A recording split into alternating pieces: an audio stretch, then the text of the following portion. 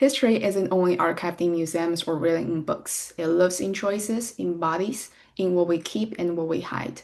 Here, we speak with artists slowly, and we look at works carefully. In this room, we listen to the turning points that shaped an artist, and we look for the blind zones that shaped the work. Inside out, we bring the unseen into view. And today, we have Fatima. To start with the conversation, let's have Fatima introduce herself for us. Hi, everyone. My name is Fatima Logan-Alston, and I am an interdisciplinary artist who's committed to using a combination of music, dance, visual arts to bring history to life, to keep it relevant in our lives, and to ground us and root us in what our ancestors, our traditions have brought us to, and help us to find ways to charter forward in ways that serve us and our communities. And I'm grateful for this opportunity to talk about this process and history and the arts with you all today. Thank you, Fatima. We can share your story and your creative insights to our global audience. So, the first thing is that if this isn't an interview, but a record that will remain longer, what do you hope people carry with them after today?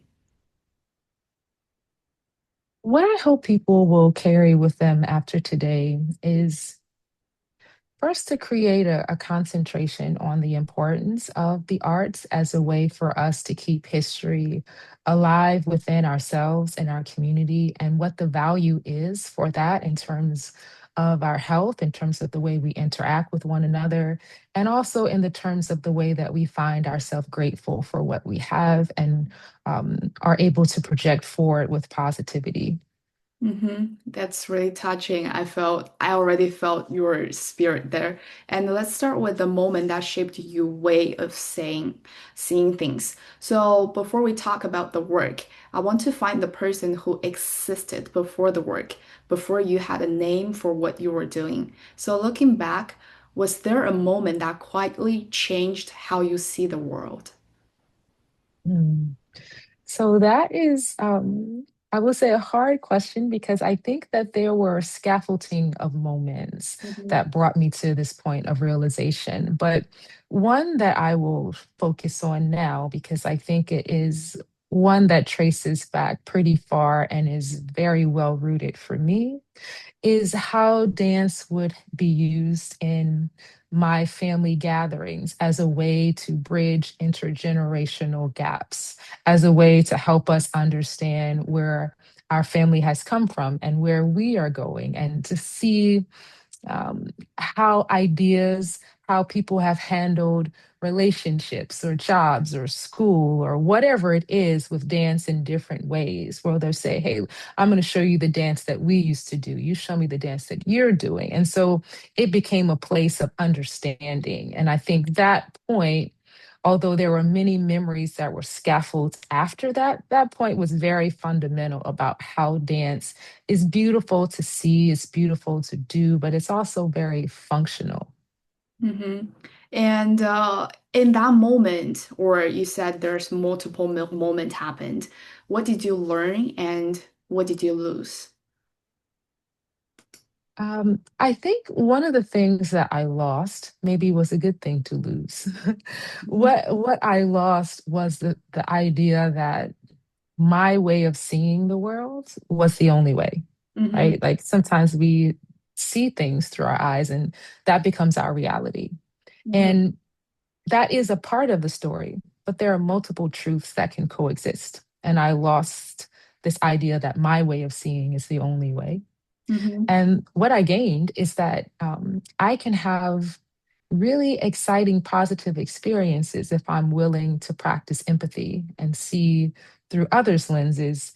And music and dance is a really fun way to do that. Mm-hmm. So the music and dance is a part of, we can say is a part of your energy source, right? And so looking back, there's definitely a lot of moments shaped the way of you're seeing this world. But just pick one of the period in your life that makes you feel something's changing quietly. If that period is chapter in your personal history, what would you name it? Hmm. I would say I would name that chapter self-realization. Mm-hmm. And part of the reason for that is it does feel like a breakthrough, like a breaking of what has been established. But at the same time, it feels like coming home to something that was always there. And Mm-hmm. that just sometimes as we're traveling through life, we're not always ready to see even what was already there. We're not ready yet. Mm-hmm. And so it's actually, I would say, very dear to a chapter I'm in right now where I'm starting to understand some of the pieces that didn't make sense previously. I'm like, why is this happening? And now it's like, oh, I'm starting to see all of those things that happened. They needed to happen to be able to realize what is coming into surface right now. Mm-hmm. Yeah, I can feel that too because a long time ago I heard people are saying things happen for its reason. And I think I was too young and I can't really understand what does that mean. But like what you said, after things happen, sometimes you will have this sudden realization. You're like, oh, it does happen for the reason. And it gives you some other ideas or just new ideas about, oh, right, it happens for the reason. And maybe it's giving me another, direction or insights for something else. So let me transition to this. What is the earliest memory you have of looking at something? Like really looking, not just seeing it. If it doesn't have to be art, it could be a face, a room, a quality of light. What could that be? Hmm. I would say the earliest memory that I can recall would be of my mother. Mm-hmm. And what I recall the most about her, honestly, was her face, but also her calmness. It just was a very warmth and calmness about her that said everything has peace. And when I, as far as back as I can go, I think that is the memory that I can hold on to the most, that I can see in my mind of her face, of the sunshine, of grass, of very pleasant springtime, and just a very welcoming presence. Mm-hmm. Actually, I felt the same because when people always asking question, what is your earliest memory? I felt a lot of answer will be, I think it's my mother. Because I felt that Mhm. too. I felt, if I recall, my earliest memory is probably when I was in kindergarten, and our school had this competition for kids. Is that you have to use some papers and cutting papers to make some artworks. And I think I remember I made one. It was so pretty as a kid, and I was like, "Oh my God, I made this!" And I'm so happy. But I think something happened. I couldn't really remember what happened. That piece of paper artworks got ruined. I start crying. And then in my memory right now, it's pretty blurry, but I still can see my mom sitting next to me. One of her hand is on my head, and she was saying, "It's okay. We can just make another one, a new one, and it's going to be better than this one." Mhm. So it's probably just a small image in my head, but every time when I recall that, it's giving me this indefinite, endless energy to calm me down. I think that's probably also something in my memory. And when you mention your mother, it reminds me my mother. And so let me follow up with that. Was there something unsettling in that looking? I know this question sounds a little bit detour, but I just want to ask if there's something that you wanted but couldn't name at that time.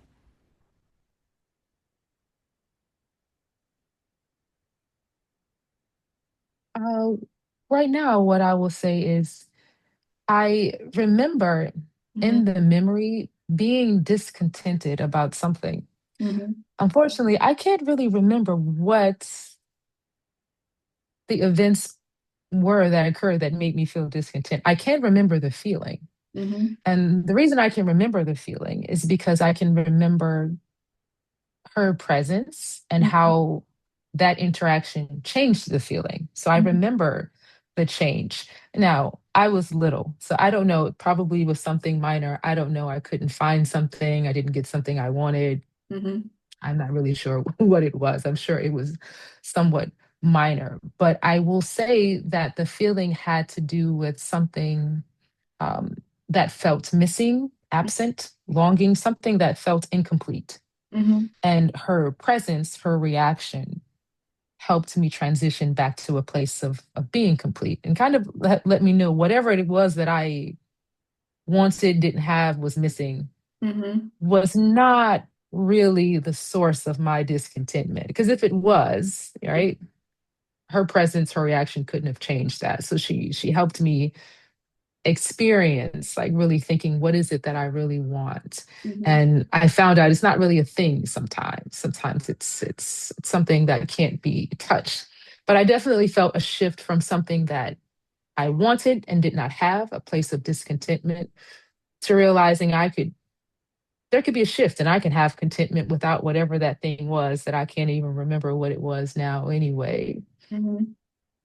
Yeah, and we just talk about mother, and I felt mother is hard to describe. Mother is a human being. Mother is our mother, but mother is also a type of energy I felt for most of us. And let's shift from mother to some other people, maybe. So growing up, was there something? It could be a person or a rule or an atmosphere that quietly defined what you were not supposed to notice. Mm. Well, I will say I grew up in the US South. Hmm. And with my upbringing, there's a lot of participation in church. And so within that, there are clear theological expressions of behavior that is acceptable and what is not acceptable. And then there's also, I would say, church culture, things that are not explicitly stated, but you know from the way that people may glance their eyes at you or certain facial expressions or nudges that this is not an acceptable behavior, don't cross this line. And I feel like one of those things that I picked up on, or this is the way I interpreted it, Hmm. was to be careful about how Hmm.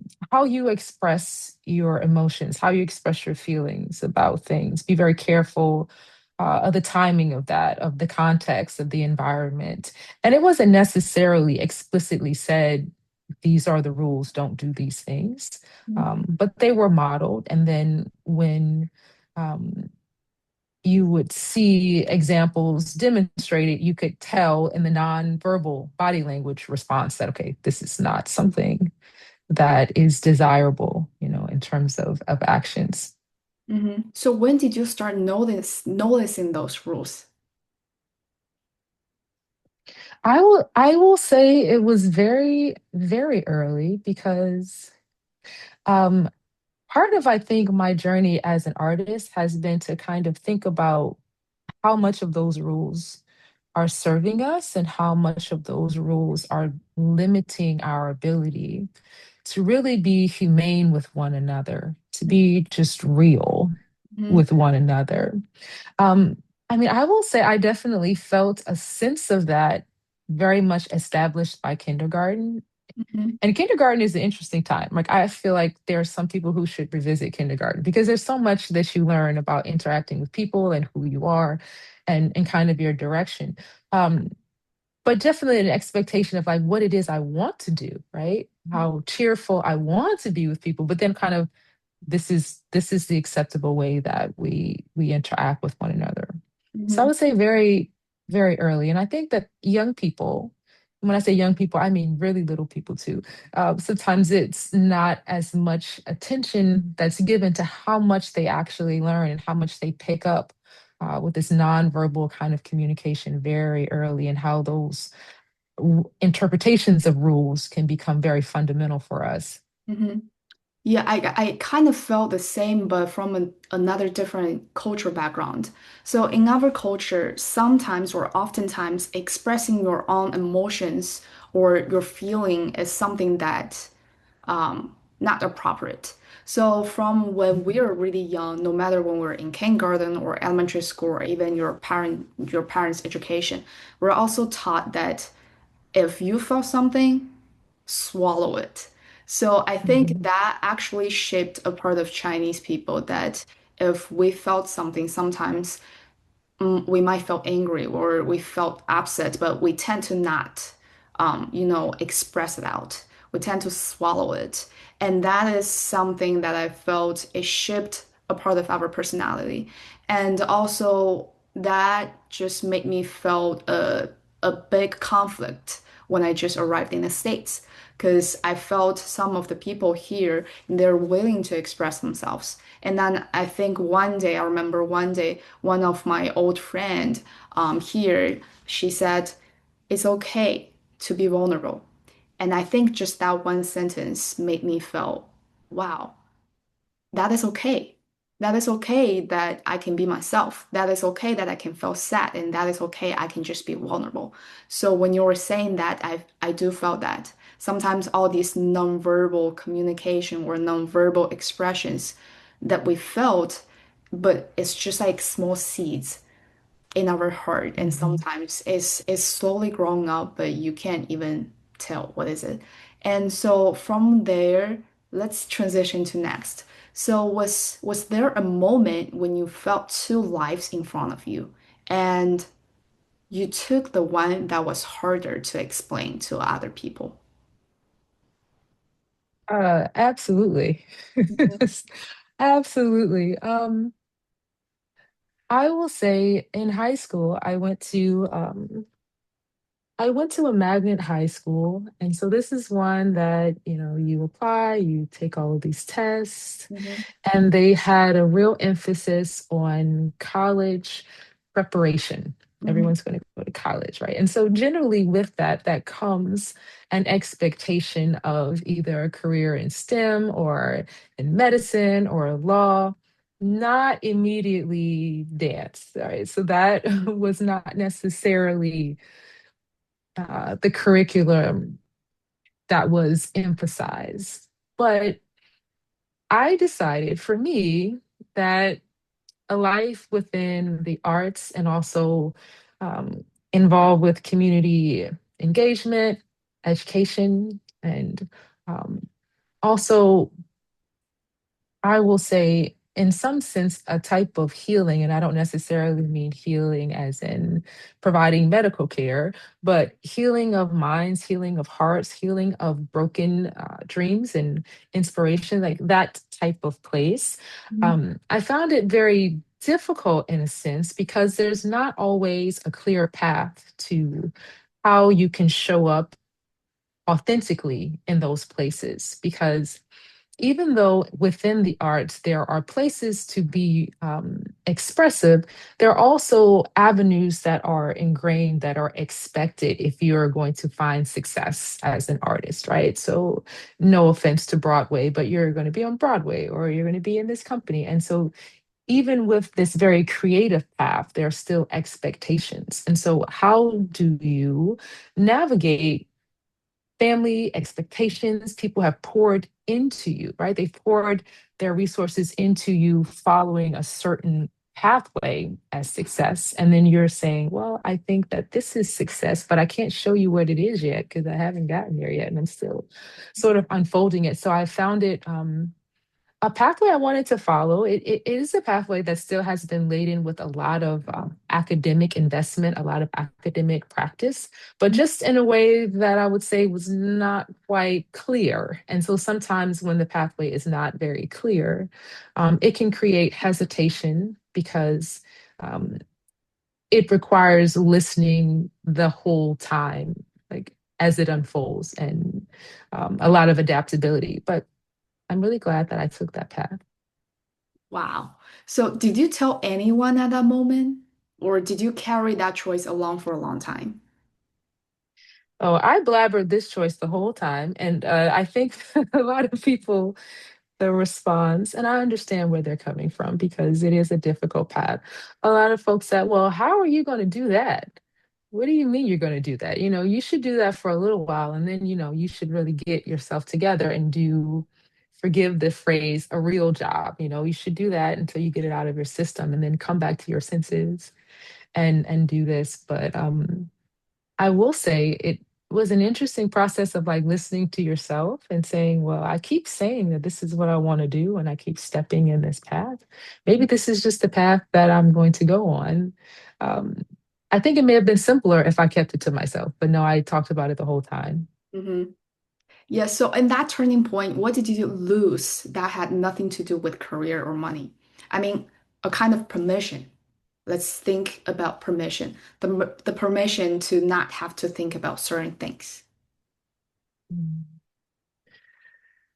I will say, I think that there was a lot that I lost. Hmm. Um, there is always a cost for everything. Even decisions that are personal or spiritual, there's always a cost. We just kind of have to weigh which one is worth more. And I think the aspect of permission is like a really intriguing intersection because, in one hand, you gain a certain amount of self efficacy by giving yourself permission to make these choices and understand that, especially if they're unconventional choices, they may come with a loss. But then really asking yourself, what is the loss of not being willing to lose to be true? And kind of always like navigating that. And so I really appreciate you bringing specifically the concept of permission, because I think that that is a difficult place because we're human beings and we want to connect with others. We want to be in community. And so permission becomes a place that we can lose ourselves or we feel that we can lose our community and it becomes really difficult. Um, but I think it's really important to be able to give yourself that permission with the consciousness that we still are beings that need other people. So I'm not advocating for forget everyone and do whatever you want and just, I think that that also brings us to a place of loss because we do need one another. But we have to give ourselves the permission to be true, I think. Yeah, and I think so. What we just talk about a lot of moments, and we appreciate those moments because those multiple moments actually formed our history and also to be ourselves. So if you go back to one of the moment right now, what does your body feel? It is a momentum, or is it the feeling of having no other option?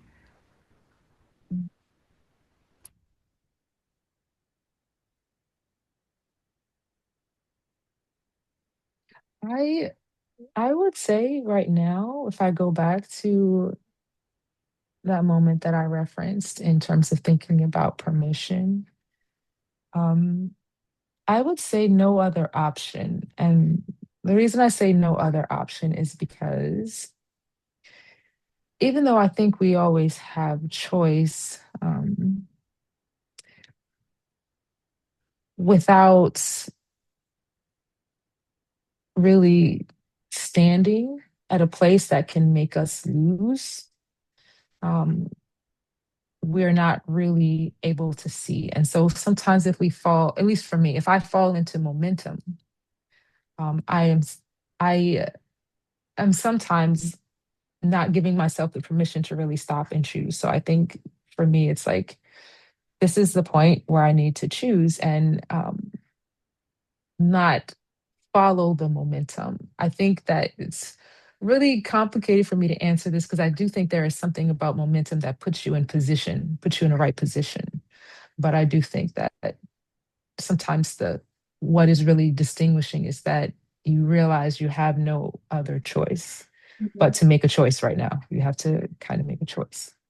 Yeah, and I felt, we talked about a lot of this, and I felt as an artist, as a creators, as cultural workers, we've been reflecting our lives at certain points. We're always overthinking, or in another word, overthinking here is not a bad word. We're always reflecting ourselves and our surroundings and summarizing us. So I felt also all the time, artist works are actually shaped by artist experience. So it's like we already talked about a lot of things happen in the past, which we call it history. That's the word.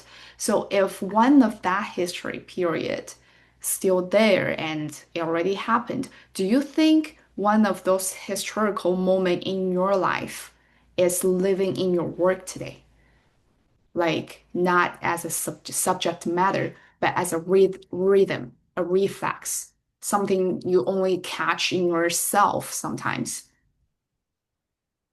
I absolutely do. So I will just say I did an event this past December, and it was a little bit of a break from the rhythm of work that I have done in the past, where I really looked to retentions of masking traditions. Hmm.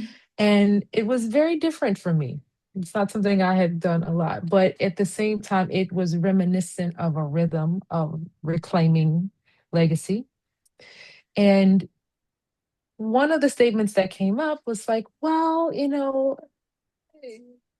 how are you still seeing yourself in this work? And I think what you brought up about this kind of lingering rhythm of our experiences that are there, I felt very drawn to that, almost drawn back to myself. Like, this is something I have been exploring, trying to understand.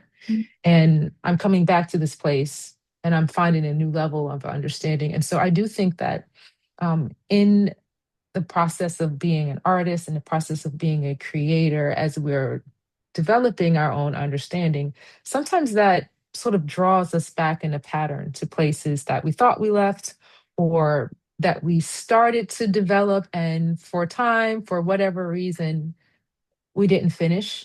And that sometimes unfinished work does draw us back. Hmm.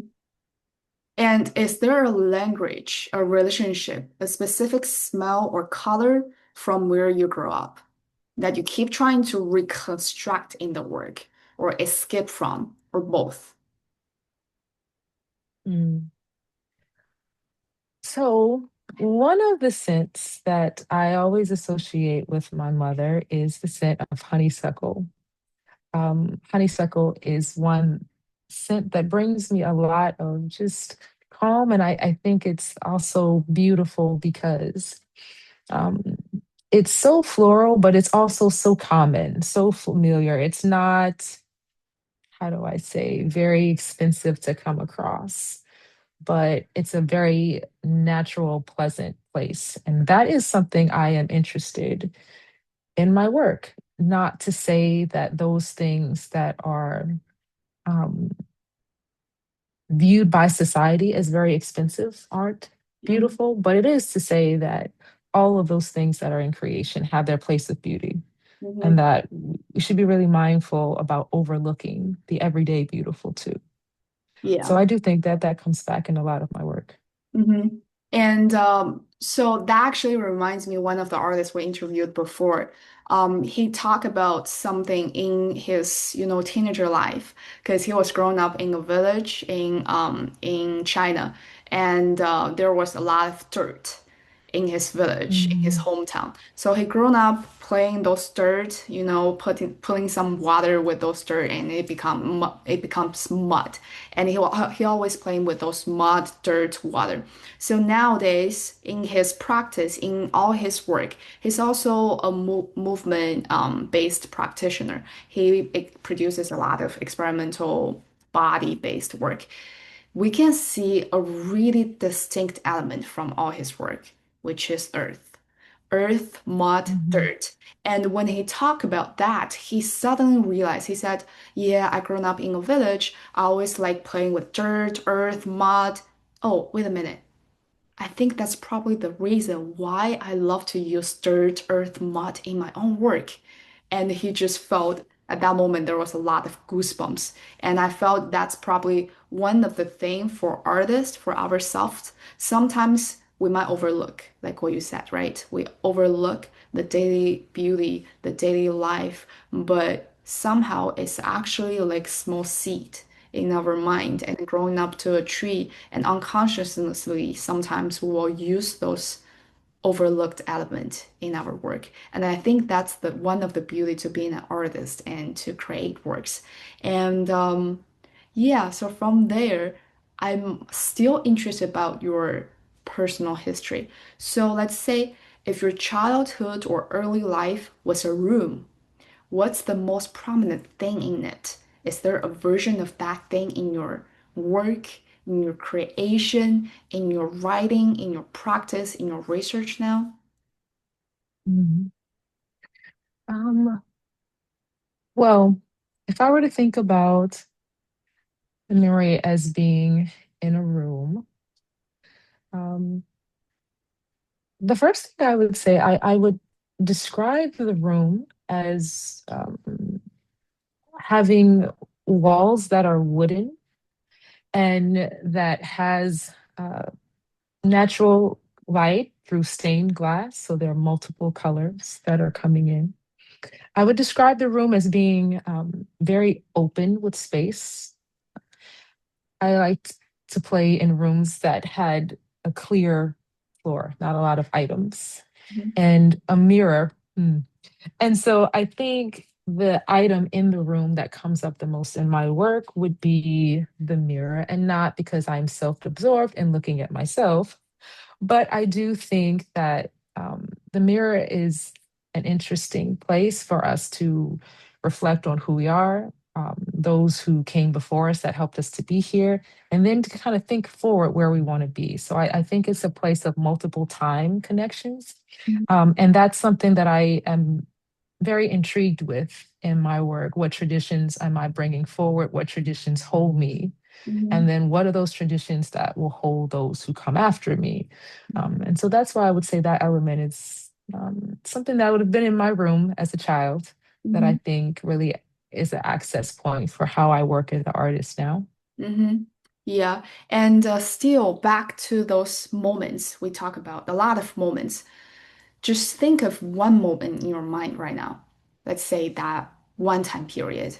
If that period were a book, what would its first sentence be? It doesn't need to be an introduction, but maybe some sentence that makes a stranger immediately feel where you come from. Mhm.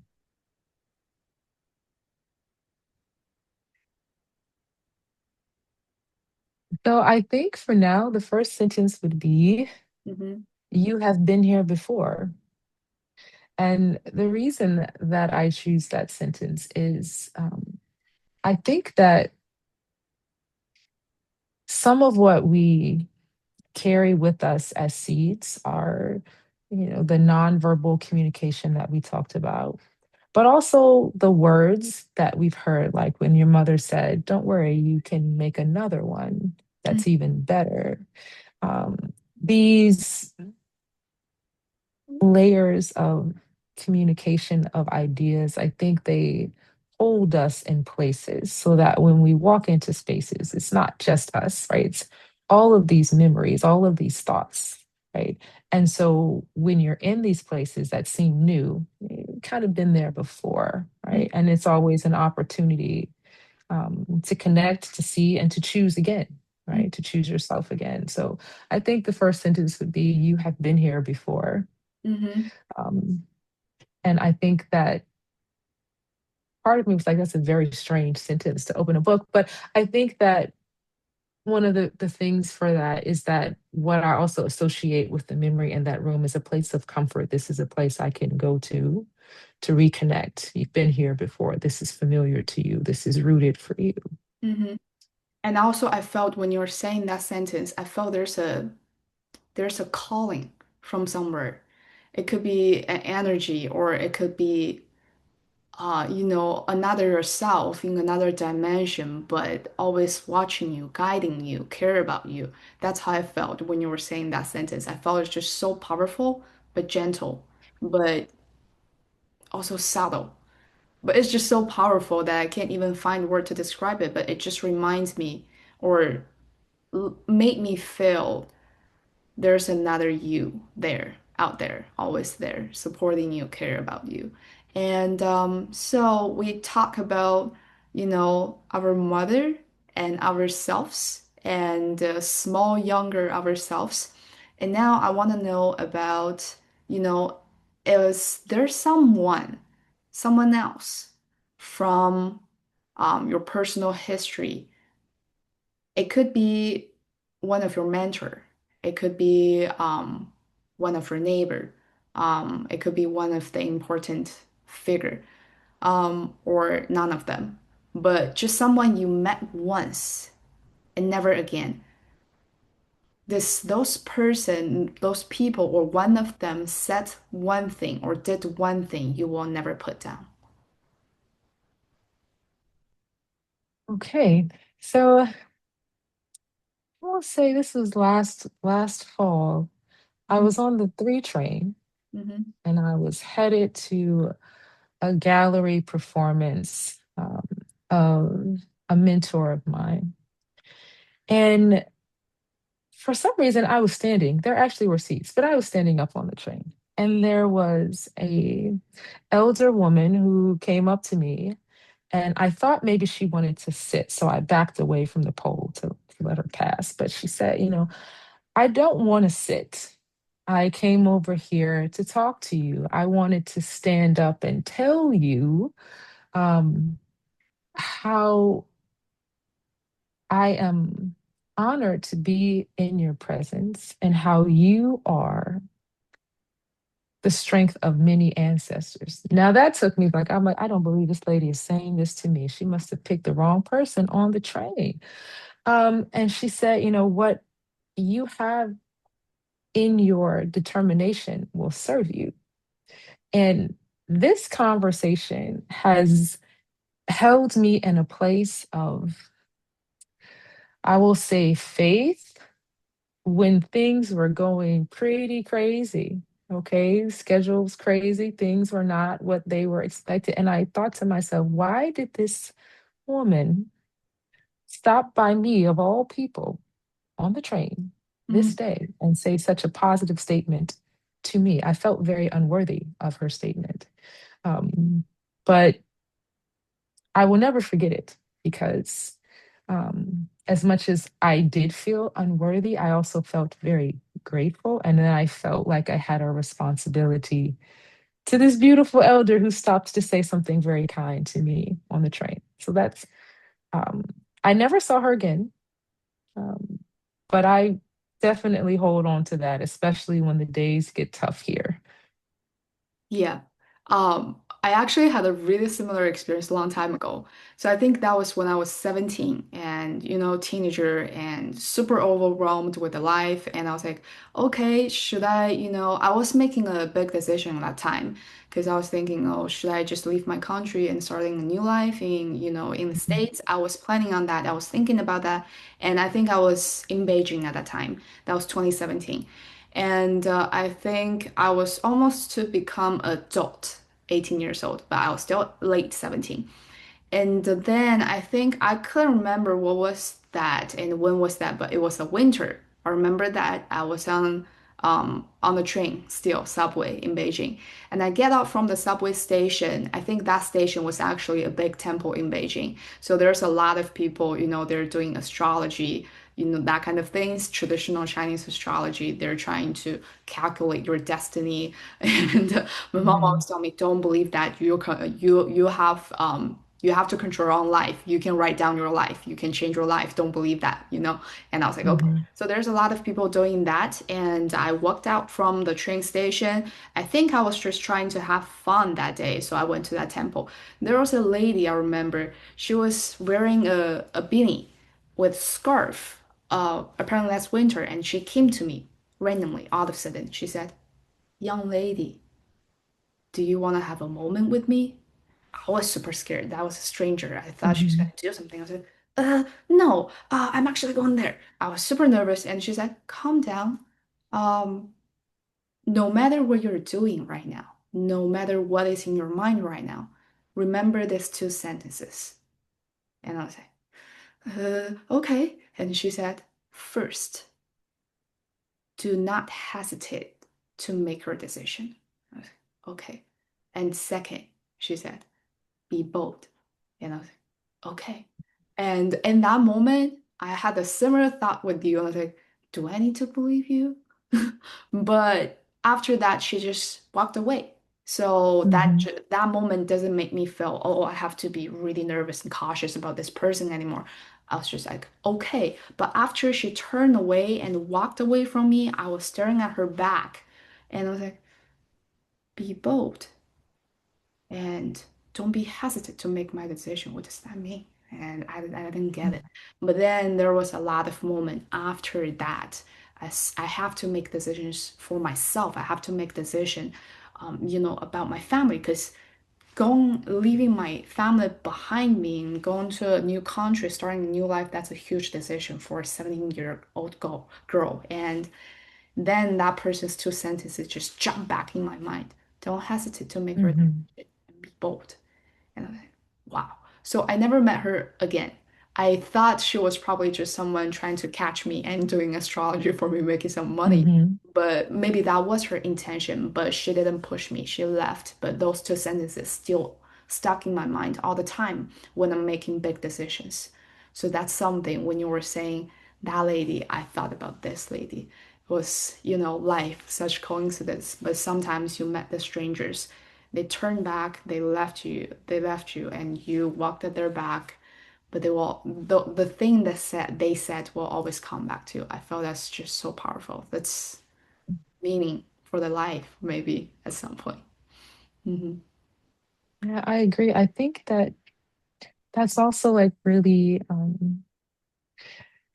a powerful and like interesting intersection of elders being able to see what needs to be said to a person. And I find it absolutely beautiful. It's a time I'm looking forward to one day. Maybe I'll be that elder, but um, I just think it's really important to, for us to see everybody because we never know when someone will tell us something so beautiful Yeah. and kind of change our worlds. Mhm. So that was great. Very great to hear that that happened to you. Yeah, and I'm really appreciate that you're willing to share all these with us as well. And I think now what we're gonna do is we're gonna transition from talking about your history, your personal history, to the blind zone. What is blind zone is that when we say blind zone, we don't mean a hidden secret. We mean the part of the usual way of looking tends to miss. And I'm curious how we're gonna pick up this. So we're gonna transition to look at work. And what we're gonna do here is that I'm going to share my screen. So both of us, we're gonna take a look at a work together, but we're not gonna, tell us, we're not gonna tell us what is the title of the work, who is the creator of the work. We're just gonna put our focus on the work itself. And after we finished watching, appreciating this work, we'll come back and talk more about the work. How's that sound? Okay, sounds good. Okay, great. Let me share my screen now. 22 seconds. Thank you for your patience. In the meantime, please just keep waiting.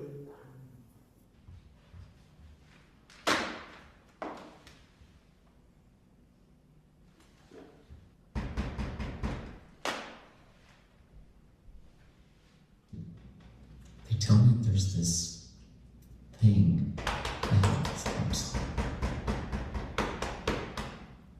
I don't know.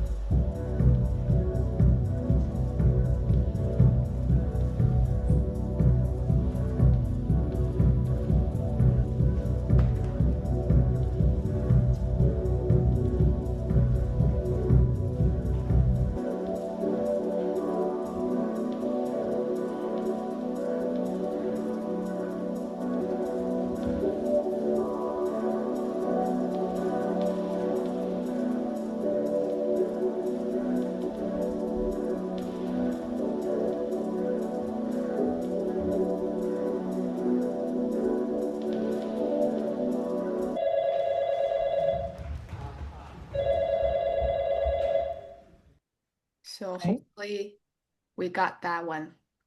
Okay. So, Yes. okay, nice. So, the first question, from a maker's perspective, not a viewer's, what's the first decision you see? Medium, scale, where it close to stop? Mm. Um, I would say the first thing I notice is medium. I initially notice what the the thematic setup and vehicle for expression is. That's the first thing I noticed. Hmm. And is there something in this work that's excessive? Well, I found this work very beautiful and intriguing Mhm. to watch. There were some times where I felt the use of spectacular partnering sometimes distracted from the method that was set up.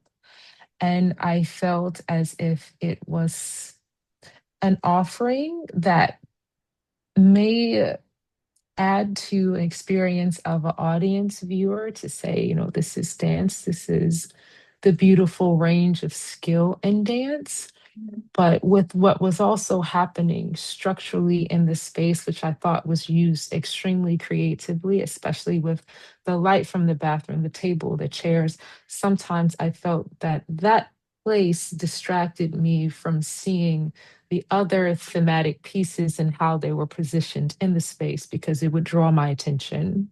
And I sometimes questioned if some of the actions were necessary, though they were beautiful, because there was a great deal of context that was already established.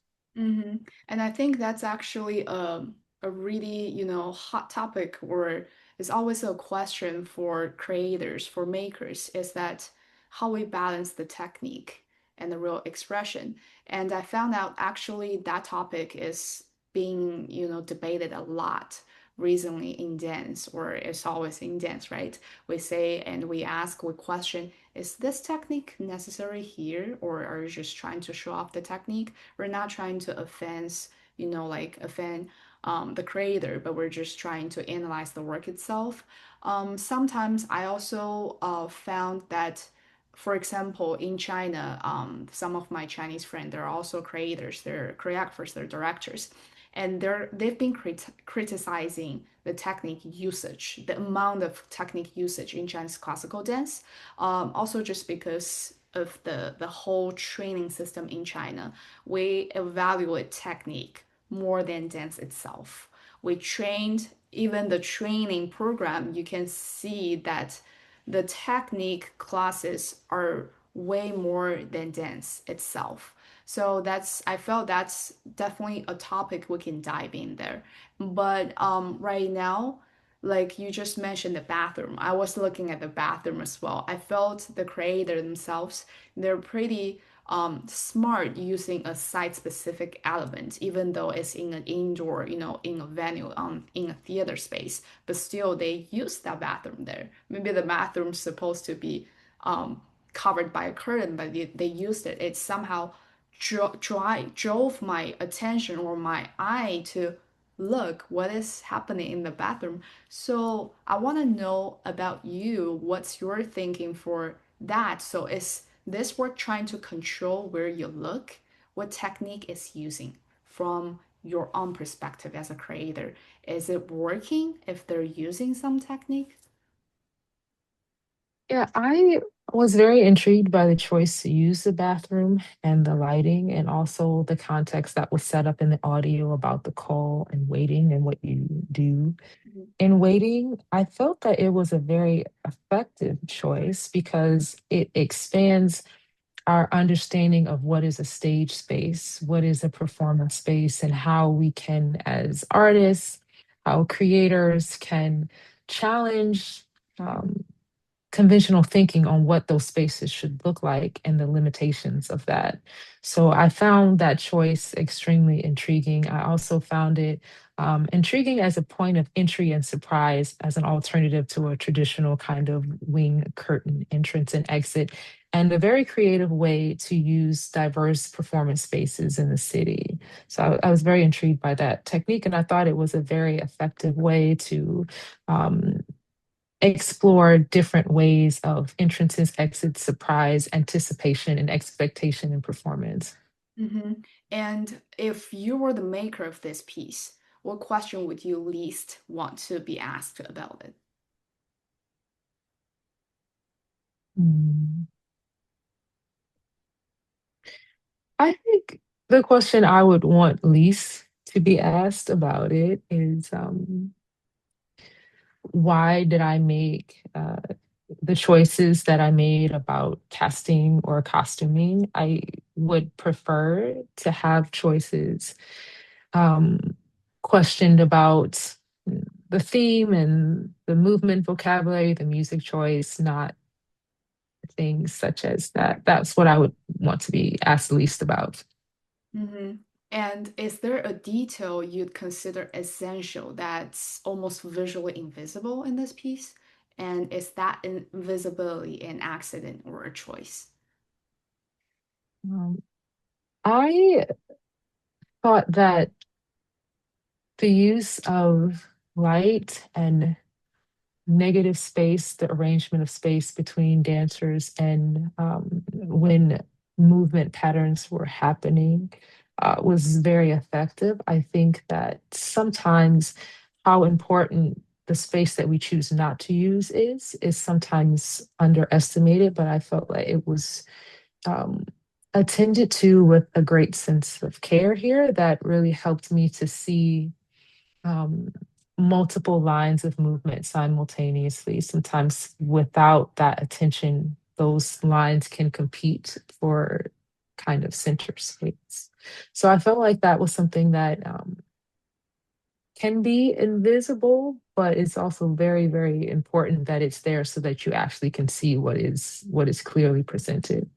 Yeah, so it almost sounds like a cue, whatever the cue is. It could be lighting, it could be sound, it could be something else, but we need the cue to be there to feel something. And almost like a cue to help you open the portal, invite the audience in. And one last question about this piece. Is this work had one thing and most feared being remembered as, what would that be? I'm sorry, could you repeat your question? Of course. If this work had one thing it most feared being remembered as, what would that be? Um, my first thought was even though I feel like this approach was very successful, I think the fear would be the piece that's remembered with the open bathroom door. Mhm. Only because first of all, I think it's extremely clever, but I think it is so clever that it's an easy way if you're kind of coming to see many performances and are have less experience with speaking critically about performances. It's so eye-catching, right? It's rather unusual that that may be a way to draw memory about the performance. Oh, do you remember the performance where they did this, right? Not that um that is a negative, but it is a piece that is unusual, and I think it can um sort of create a labeling on the title of the piece. Mhm. Yeah, yeah, I agree with that.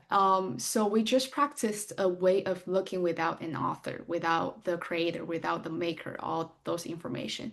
Now we'll bring the same approach to our own work. Let it stand on its own first and only then come back to you. So from here, Fatima, I know that as a creator, as maker, and we have a lot of works already, but I would encourage us to think about one of the work that made you felt special. So let's think about that one work right now. And the first question toward that one work is there a decision in this work that you just chose made you and still don't fully understand? I mean, you know you made it, but you're not sure yet why. Mhm. So I think that there is a work that I is actually very dear to me. And I think when I first made it, I had an idea about why I made it. And I mean, I still know what that idea was, but as I reflect on it, I'm thinking that that idea is now coupled by one that is emerging. So it's like I knew at the time why I made this work. right? But I also always felt that there was something underlying in this work that was a little bit bigger than where I was at the time I made it. Hmm. And I can't say it is completely clear now, um, but it has a place of ambiguity, a place between I do know and it's a little fuzzy, and I'm waiting for that to be, clarified. Yeah. And if is there a version of this work that almost existed but didn't? What is that version now? Mhm. Um, I will say a version of the work that almost existed but didn't was um, a version that was really codified in pre-recorded music. And it was a kind of challenging place because that would have been a choice that simplified a lot of technical rehearsals. It would just made that very simple. But it didn't happen because I also felt like it would take away some of the seasoning, the spice from what it was intended to be. So it almost happened, but not, it didn't. So I'm glad that. And what did this work ask you to give up showing? Technically, something you were capable of? And was that sacrifice easy or did it cost you something? I think that the sacrifice cost me something. Mhm. Um, I think that one of the costs was that in showing a pathway of understanding that's very specific, sometimes showing established technique becomes difficult because it becomes difficult to manage that technique taking the forefront and then also this question, like a work that's asking a question. Is this what we think? Is this what we want to think? And so I feel like sometimes there is an interesting dichotomy, a balance that has to happen between that. Like, yes, we're dancing and we've been trained to dance and we want to show that we have training.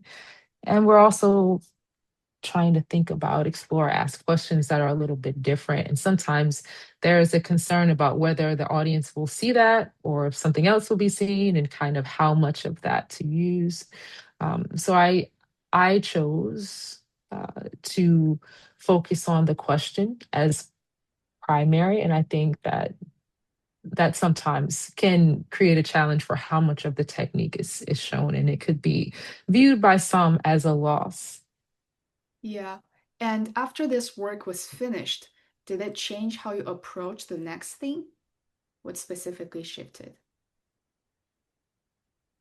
I think it changed my expectation, right? My thought about like, well, if I'm going to choose these priorities, right, this may be the reaction that I get because it may be different than what's expected, and it gave me an opportunity to think about what I'm willing to lose there, you know, which way I'm willing to go. Mm-hmm. And so just following that, if this work could leave only one sentence into the future, what would it leave? Mhm.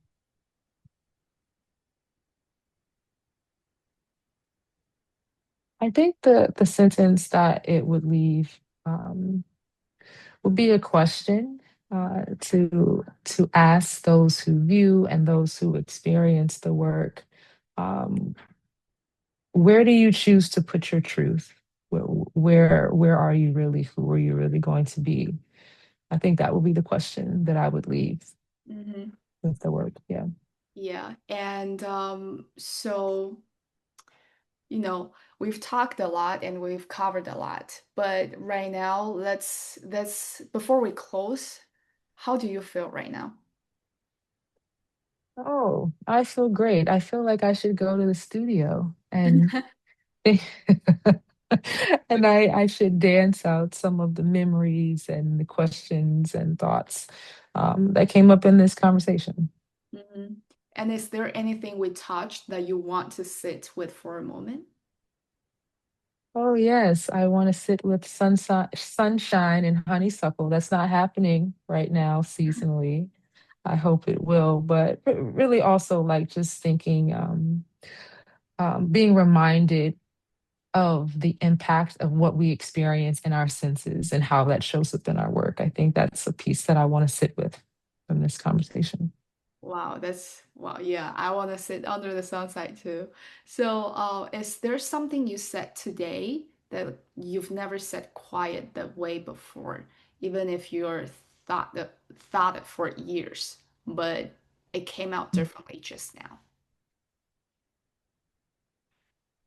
Yes, I think there are lots of things actually I thought or that came out differently.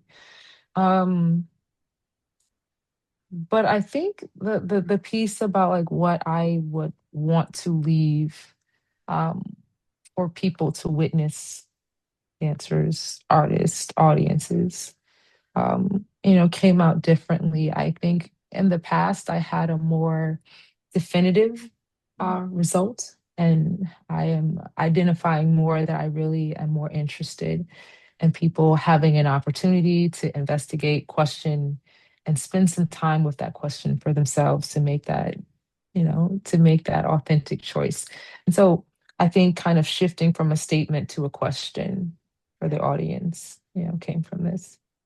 Yeah. And what was the moment today where your own answer surprised you? Is that it's not my question, but your answer surprised you? Mhm. Yeah, I think my answer about what would be the first line of the book surprised me.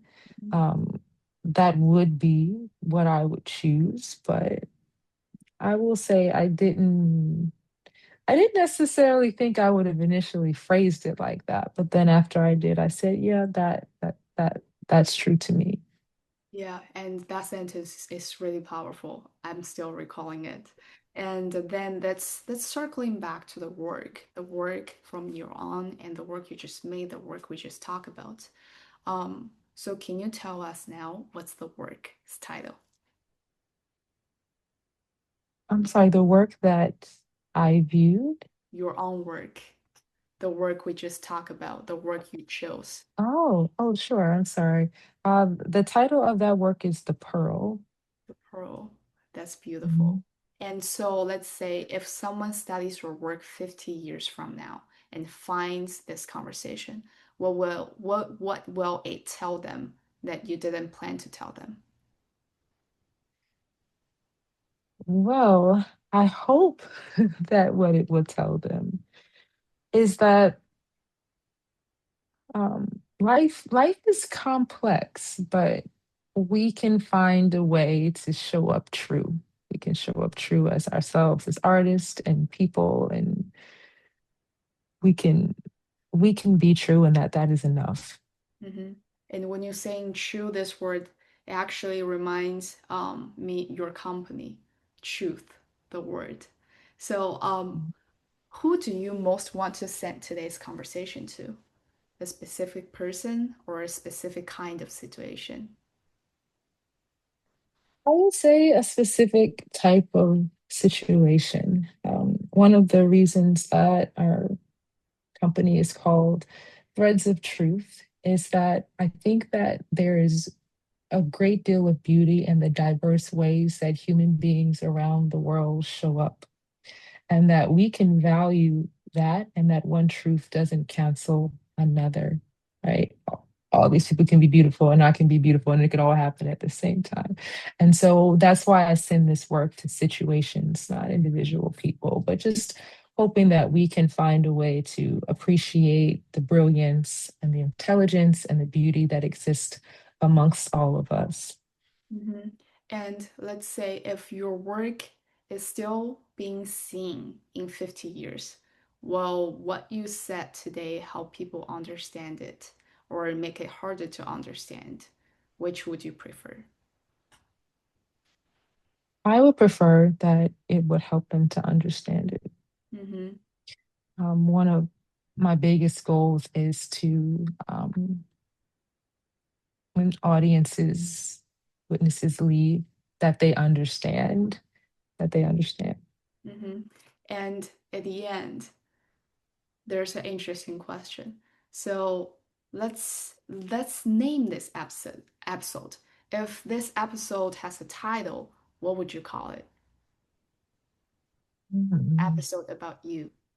Personal history, the blind zone we talk about, the work we watch together, and your own work, and all those personal histories shape the way of us seeing the world, the room, the first sentence of the Mhm. book. Yeah. Well, I'll tell you the first title that came to mind. Um, and that was The Vanishing Line, right?